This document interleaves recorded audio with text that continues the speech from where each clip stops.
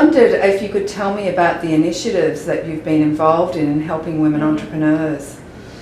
Well, I have experience from different angles, because for the last 7 years I've been running a private equity firm that invests in financial services businesses. Okay. And, the leadership, the CEO is critical to the investment community in terms of, making outsized returns. You're really backing a person and a team. So I've had experience there, backing female CEOs versus male CEOs. I'm also a member of Keiretsu Forum, so I'm an angel investor myself. So I, see all the entrepreneurs coming through and have chosen to invest in several myself. Right. I'm also the chair.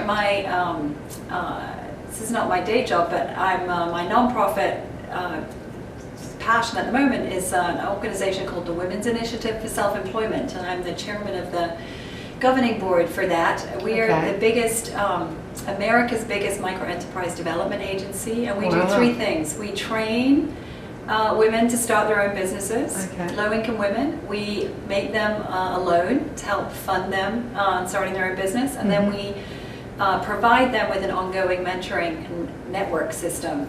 So it's like a three-legged stool. Like the mini MBA program, the loan, and then the ongoing mentoring network with phenomenal success. And our entire client base is low-income women, and it's phenomenally inspiring to see what these women can do when they have all the tools. Because I think women can be incredible entrepreneurs, but they tend to be more risk averse, and so they sometimes not willing to jump in. But if you have a female entrepreneur with a passion, there's no stopping them, and especially if they have the tools, the training, and the support network, and the resources. And the numbers are quite low, the percentage is quite low. I think 3 to 5% Illuminate Ventures mentions of women that actually raise venture capital. Yeah. And I think it's a little bit higher for angel investment.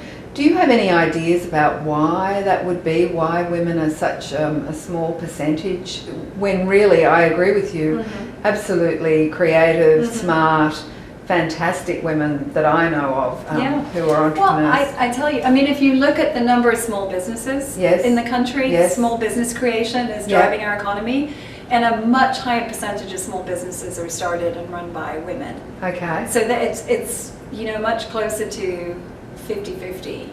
I think what happens is when women are starting a business, they're thinking, how do I get to $100,000, $150,000, $200,000? Because then I can put my kids in school, I can buy the groceries, I can be comfortable, I have a car. Yes. They're not sitting there thinking, how do I make $100 million and be the CEO of Facebook. So it's much less that women start businesses because they have a passion they want to pursue, and I don't think they're not shooting for the big payout. They're less.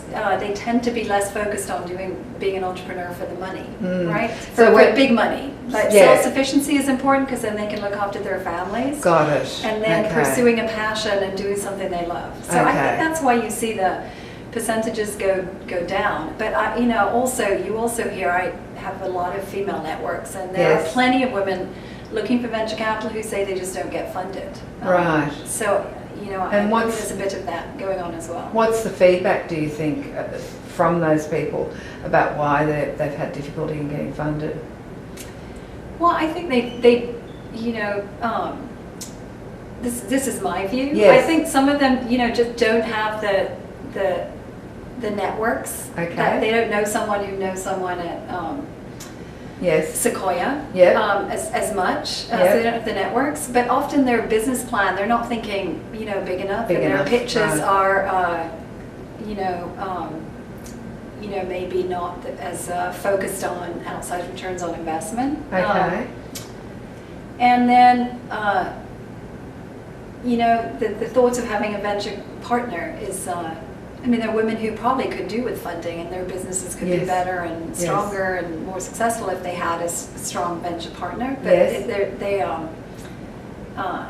it's a little scary to have some powerful investor sort of sitting at the table with you. So I think some of them are just nervous about what it would mean and don't seek it, and would rather raise more amounts of money from people they know well. And why do you think there's fear around that? What's your understanding of that fear in women? It's many things, but maybe a loss of control, maybe and a lack of knowledge about the venture industry. I mean, there are very few women in the venture capital industry, right? Yes. So when most, if you had more women in the industry, they would be able to articulate the benefits of venture capital funding to women entrepreneurs. Yes. And that's one of the reasons why I've been doing this project, just to make it much more accessible for women to see that there are human beings involved in the venture industry, and many even male venture capitalists who really appreciate women entrepreneurs and what they bring to the table. So, good. Yeah. One of the things that I've had feedback on is that women don't like to ask for money. Mm-hmm. Do you have any thoughts about that? I do, and there's a lot of research to support that, right? Women don't like to ask for an increase for that. One of the reasons women are less than men is that women are more reluctant to go, ask for it. Okay, I didn't realize that. Thank you. Yes, no, so that's a common theme. And why do you think that is? Why would we be reluctant to ask for money? I can identify that in myself, that I've had to fight that when I was sourcing venture. Well, I don't know. I don't know if you read the books, The Female Brain and the Male Brain. No, I haven't read those specifically, but they're excellent books. They're written by a Harvard Medical School professor who's I think now at UCSF and they're worth reading. They sort of provide a bit of a perspective on the female brain and how it has evolved, and from birth through adulthood, the chemistry that is, the chemicals that are flooding women's brains versus men's brains.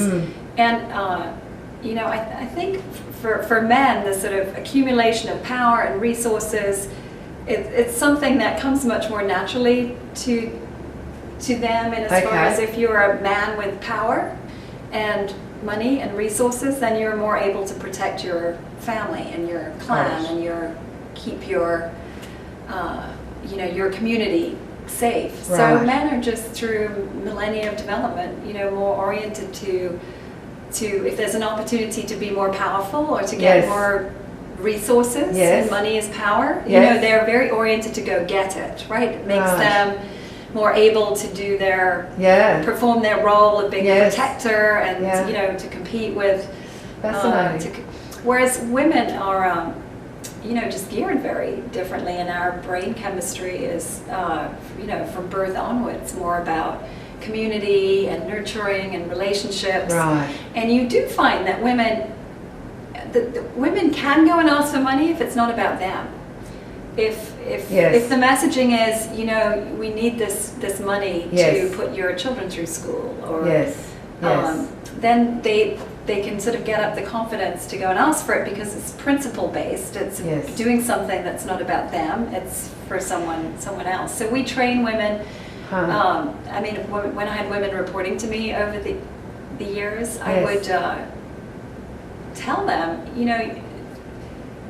it's about fairness and equity. You should go and ask for that bonus and that increase, because it's about fairness, and also you have your family to look after, and if you get a bigger bonus, you can write a bigger check to all the nonprofits you care about, or help more people with it. And I think women can get their minds around asking for money when they can, in their own minds, come to terms with a message that seems right to them. That really makes sense. And I had one entrepreneur early in the project who said what made her step up to the plate was that she had finally got a team around who were dependent on her to get the money. and that encouraged her to actually then go and do the pitching. But she said when it was just her, she could think of every reason why